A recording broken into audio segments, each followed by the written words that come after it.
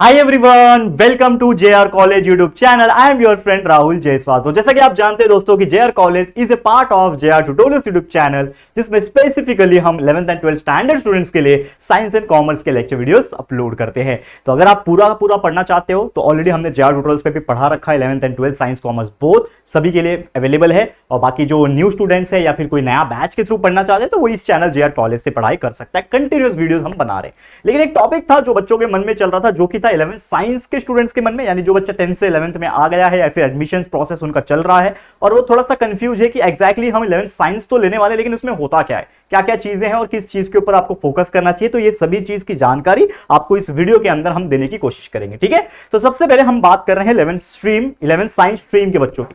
अब देखो, जो भी बच्चा एक गोल उनका क्लियर होता है कि यार आगे जाके उनको डॉक्टर बनना है, इंजीनियर बनना है, ठीक है, तो वही बच्चा जो होता है वो जनरली साइंस स्ट्रीम जो है वो लेता है। तो सबसे पहले तो आगे बढ़ने से पहले मैं एक चीज आपको बोलना चाहूंगा, all the very best to all my dear students, क्योंकि आप एक नया जर्नी जो है वो स्टार्ट करने जा रहे हो। जैसे कि आप जानते हो यार कि 10वीं तक जो हमने स्टडी किया है वो एक अलग होता है और 11th में आने के बाद चीजें बहुत बदल जाती है। आप 11th स्टैंडर्ड में आप एक स्ट्रीम को सिलेक्ट करते हो, उसके बेसिस पे पढ़ते हो। आप सिर्फ साइंस पढ़ रहे होते हो, आप उसमें फिजिक्स पढ़ रहे होंगे, केमिस्ट्री पढ़ रहे होंगे, मैथ्स पढ़ रहे होंगे, बायोलॉजी पढ़ रहे होंगे, अदर लैंग्वेजेस पढ़ रहे होंगे। लेकिन जो 10th स्टैंडर्ड में था वो टोटली डिफरेंट था। तो अब आपका जो जर्नी है ना वो थोड़ा सा और ज्यादा वाइडन होने वाला है और थोड़ा एडवांस भी होने वाला है। तो आपका भी स्टडी एज वेल एज मेहनत डबल होएगा। ठीक है, तो आप अगर मेहनत करोगे डेफिनेटली सफलता प्राप्त होगी आप लोग को। ठीक है, तो जैसे मैंने बोला कि जो भी बच्चा 11th स्टैंडर्ड में साइंस स्ट्रीम में अगर एडमिशन लेता है तो उनका एक चीज क्लियर होता है कि इंजीनियर बनना है,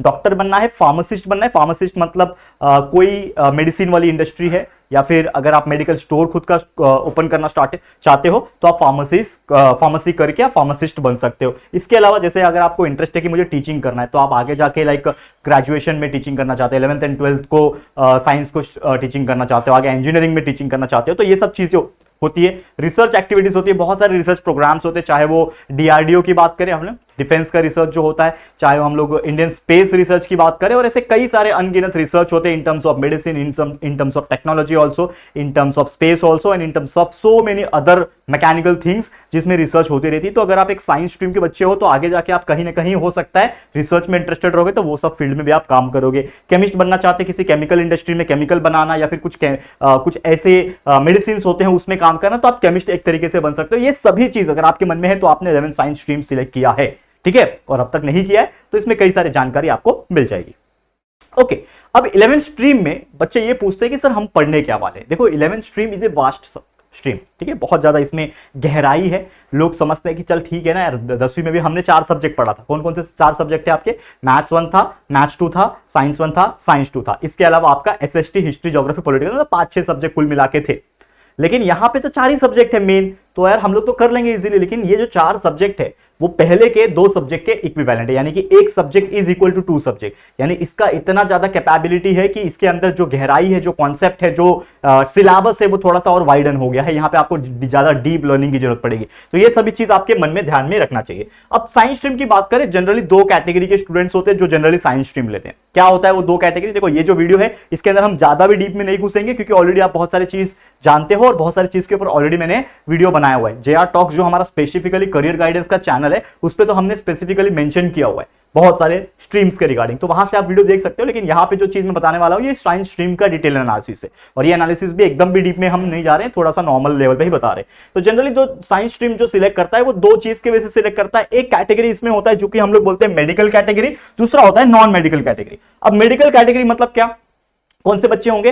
तो मेडिकल कैटेगरी के वो बच्चे होते हैं जिन्होंने साइंस स्ट्रीम लिया तो है, लेकिन उनका एक गोल क्लियर है कि आगे जाके उनको मेडिकल फील्ड में जाना है। अब मेडिकल फील्ड में आप कैसे जाओगे? तो सबसे सिंपल सी बात है कि 11th स्टैंडर्ड में आपने साइंस स्ट्रीम में एडमिशन लिया तो आपको 3 सब्जेक्ट के ऊपर सबसे ज्यादा फोकस करना है। If you want to go in the medical section, medical stream में आगे आपको करियर बनाना है तो आपको ये चीज करना पड़ेगा। तो कौन से 3 सब्जेक्ट है? Physics, chemistry, biology. ये 3 सब्जेक्ट मैंडेटरी सब्जेक्ट है, कंपलसरी सब्जेक्ट है, इसको आपको पढ़ना ही पड़ेगा। और विदाउट बायोलॉजी तो आप समझ ही जाएंगे विदाउट बी यानी बायोलॉजी के बिना आप कोई भी मेडिकल लाइन में नहीं जा सकते। बायोलॉजी का मतलब ही होता है obviously to study the human body, to study the plants and to study the anatomy. तो ये सभी चीजें होती है, करेक्ट है। तो ऑब्वियसली ये चीज पढ़ोगे। अब मेडिकल लाइन में क्या क्या चीजें होती है तो ये भी आपको अगर मैं थोड़ा सा डिटेल में बता दूं तो मेडिकल लाइन जो भी बच्चा चाहता है कि वो डॉक्टर बने, अब डॉक्टर में क्या होता है, तीन चीज होते हैं बेसिक तौर पे, तीन चीज होती है। एक होता है आपका एमबीबीएस जो बैचलर्स ऑफ मेडिसिन है, बैचलर्स ऑफ सर्जरी जिसको हम लोग बोलते हैं, बैचलर ऑफ साइंस, तो एमबीबीएस होता है। दूसरा होता है आपका बीएचएमएस होता है होम्योपैथी वाला, एक होता है बीएएमएस यानी आयुर्वेदा वाला। तो ये जो तीन कैटेगरीज के डॉक्टर्स होते हैं ये नॉर्मली होम्योपैथी और आयुर्वेदा करने के बाद भी लोग जनरल प्रैक्टिस कर लेते हैं, जनरल मेडिसिन प्रैक्टिस करते हैं। मैंने देखा है बहुत सारे लोग जो क्लिनिक्स डालते हैं, छोटे मोटे क्लिनिक्स डालते हैं, वो ये करते हैं। लेकिन इन शॉर्ट आपका गोल अगर डॉक्टर बनना है तो यार आपको तो ये पीसीबी लेके यानी बायोलॉजी लेके आपको पढ़ना ही पड़ेगा। और बायोलॉजी क्यों रखा गया है, जैसे मैंने आपको बताया कि बहुत सारी ऐसी चीजें जो आपको मेडिकल लाइन में आगे लेके जाएगी, ठीक है। साथ ही में अगर आपको डेंटिस्ट बनना है, ये भी एक कैटेगरी का डॉक्टर ही है, डेंटिस्ट को भी लोग डॉक्टर ही बोलते हैं, तो डेंटिस्ट बनना है, दैट इज दांतों का डॉक्टर जिसको हम लोग बोलते हैं, वो बनना है तो आप वो भी कर सकते हो, जिसको बीडीएस कहते हैं वो आप जा सकते हो, ठीक है। इनकेस आपको फार्मासिस्ट बनना है, फार्मेसी करना है, आगे जाके आपको मेडिसिन लाइन में जाना है या फिर कुछ ऐसे इंडस्ट्रीज में जाना है जहां पे दवाइयां मैन्युफैक्चर होती है, वहां पे जाना है तो आप फार्मेसी कर सकते हो। और ऐसे कई अनगिनत और चीजें होती है जो बायोलॉजी है उसके ऊपर डिपेंड करता है, जैसे कि बायोटेक्नोलॉजी हो गया, नर्सिंग हो गया, ऐसे कई सारे और चीजें।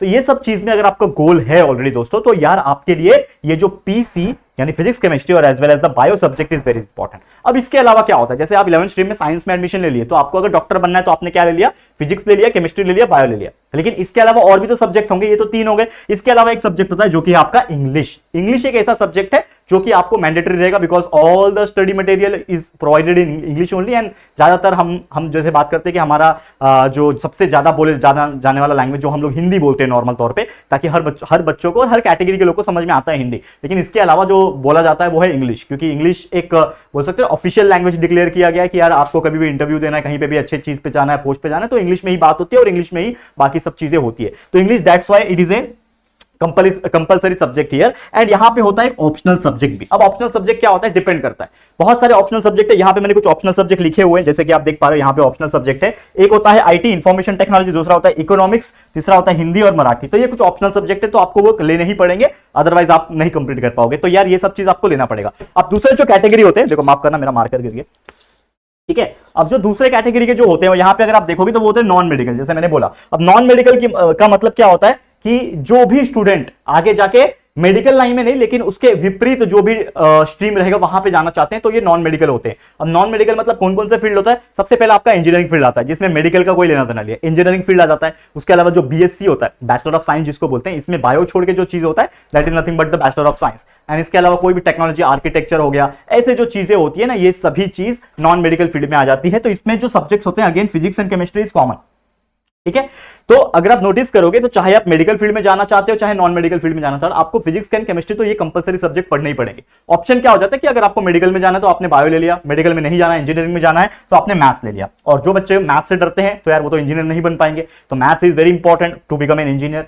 चौथा जो कि है इंग्लिश, कॉमन सब्जेक्ट है, और इसके अलावा है ऑप्शनल सब्जेक्ट जो कि होता है अगेन हिंदी या फिर मराठी या फिर आईटी सब्जेक्ट, जो मैंने बता दिया। अब इसके अलावा एक और चीजें होती हैं जिसको हम लोग बोलते हैं बायफोकल या फिर वोकेशनल कोर्स, ठीक है। बायफोकल या फिर वोकेशनल कोर्स बोलते हैं। वोकेशनल का मतलब क्या होता है, कुछ ऐसा चीज जो कि आपको अपने प्रोफेशनल लाइन में जाने में हेल्प करेगा। आप समझ लो कि आपको फिजिक्स केमिस्ट्री बायो जो है ये आपने ले लिया, ठीक है ना, फिजिक्स केमिस्ट्री जो बायो है ये आपने ले लिया और आपने इंग्लिश ले लिया, लेकिन ऑप्शनल में आपको क्या चाहिए, क्योंकि टोटल 600 मार्क्स आपको कंप्लीट करना है, 600 मार्क्स होता है टोटल कंप्लीट करना है। तो आपने फिजिक्स ले लिया, केमिस्ट्री ले लिया, बायो ले लिया, अब इंग्लिश ले लिया, तो ये 4 ही हो गए, ठीक है। अब 4 के अलावा आपको ना तो जो ऑप्शनल सब्जेक्ट है, ना तो हिंदी लेना, ना तो आईटी लेना है, तो मराठी वगैरह कुछ नहीं लेना, आपको लेना है एक बायफोकल यानी वोकेशनल कोर्स। तो इसमें से आप सिलेक्ट कर सकते हो, जो कि डायरेक्टली 200 मार्क्स का पेपर होता है। कौन सा होता है, इलेक्ट्रिकल मेंटेनेंस, इलेक्ट्रॉनिक्स या फिर ईएम जिसको बोलते हैं, फिर एक होता है कंप्यूटर साइंस सीएस जिसको बोलते हैं, और एक होता है मैकेनिकल मेंटेनेंस एमएम जिसको बोलते हैं। तो बहुत सारे कॉलेजेस होते हैं वो अलग अलग लेवल पे बायफोकल और वोकेशनल कोर्स को चलाते हैं और वहां पे आप परस्यू कर सकते हो। तो यहाँ पे जनरल कैटेगरी में 400 मार्क्स हो जाता है और 200 का वोकेशनल हो जाता है, कुल मिला के आपका 600 मार्क्स बन जाता है। तो जो बच्चा जिस फील्ड में जाना चाहता है, जैसे एग्जांपल के तौर पे बोलना चाहूंगा कि अगर आपको आगे जाके इंजीनियर बनना है,